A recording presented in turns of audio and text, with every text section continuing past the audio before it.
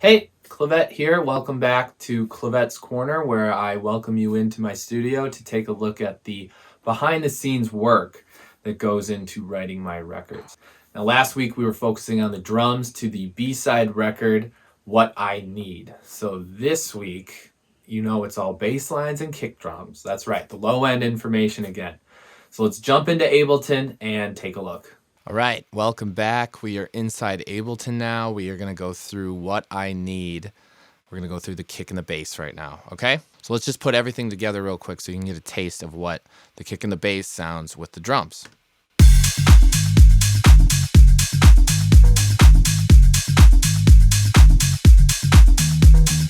We've got a bottom kick, which is just really nice. Has a lot of low-end meat, if you will. It's quite round, and I shaved off a decent amount of the top end. So let's hear what it sounds like without it. So for me, what that EQ is doing is it's really allowing some of that low-end punch to be more accentuated by cutting off that top end. So I'm boosting around 60, which is kind of generally where the fundamental is going to be. Taking away a little bit at 139, and then just all this mess is just trying to just accentuate that lower energy in that sample. Then on the top kick, I've got a Ableton rack here with two different channels. So there is the top kick. So what I'm doing here is cutting out all that low end and then feeding it into Decapitator so that I can really dirty just that and push the drive a little harder because there's no low end feeding into this. And then I've got an EQ just filtering out even more. Now let me show you what this other channel is doing, because this is kind of neat. In here I've got an external instrument. And what I've got this sending to is the kick track, so this one. And I'm sending it to this LFO tool. What the instrument is now telling LFO tool is when to re-trigger. If I go here now, you're going to see a more opaque line and the colored line.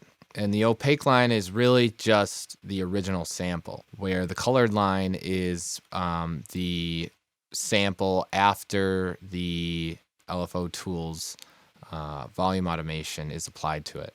So the envelope shaping here is just making this a tighter kick so that it can fit with the bass line better, because I felt that because we had a very legato style bass line, we needed a tight kick drum. So together, sounds like this.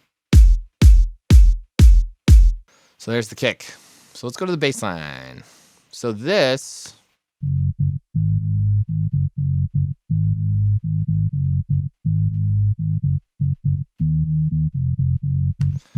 there's the bass line, and it looks like it was a loop.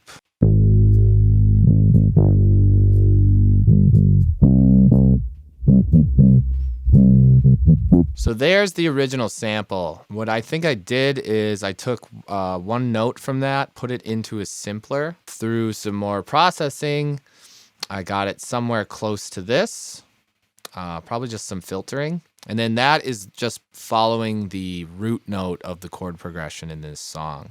Doing a whole heck of a lot of filtering here. And on top of that, Pro MB, and this is just side chaining that low end, just to get it out of the way. I didn't want this really heavy pumping sound. I felt that it would be better to just get the low end out of the way of the kick when it hits. And then just a utility. Not a lot going on, especially at this point. Like I said, I will kind of sound design and add a lot of effects earlier in the process, and by the time it gets to the mix, all I need to do is just some simple EQ moves. All right, so now together. So this is kind of a cool trick. Again, if you use the Brainworks stuff, which I highly recommend you try out, what I did here is I just pushed this bass shift. And again, that's just shifting your perspective to make it feel more sub and less kind of boxy. And then some clipping. And this is a little heavier. And really just kind of keeping it all in check so that nothing is going too crazy. So I hope you guys learned something. I hope this helps you write better low end in your tracks. And check us out next week because we're going to get into the fun parts. We're going to get into the keys. We're going to get into the synths. So until next time, guys, bye.